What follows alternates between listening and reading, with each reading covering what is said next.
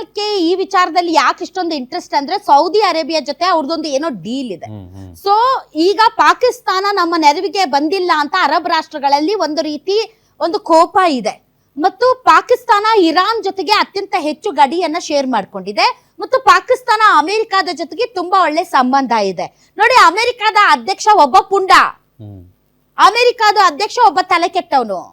So ಅಮೆರಿಕಾದ ಅಧ್ಯಕ್ಷ ಸುಳ್ಳುಗಳ ಮೇಲೆ ಸುಳ್ಳು ಹೇಳ್ತಾ ಇರೋನು.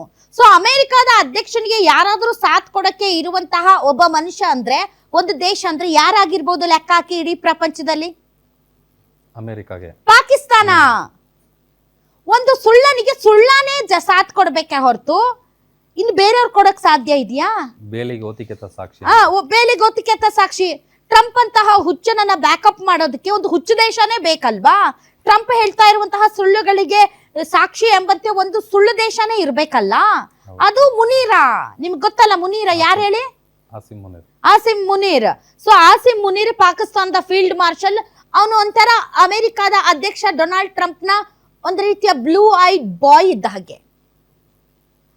ಅಮೆರಿಕ ಸುಳ್ಳು ಹೇಳೋದಕ್ಕೆಲ್ಲ ಜಾಕ್ಟೆ ಬಾರಿಸ್ತಾ ವಾವ್ ಸೂಪರ್ ಸೂಪರ್ ಅನ್ನುವಂತಹ ದೇಶ ಮತ್ತು ಮುನೀರಾ ಆತ.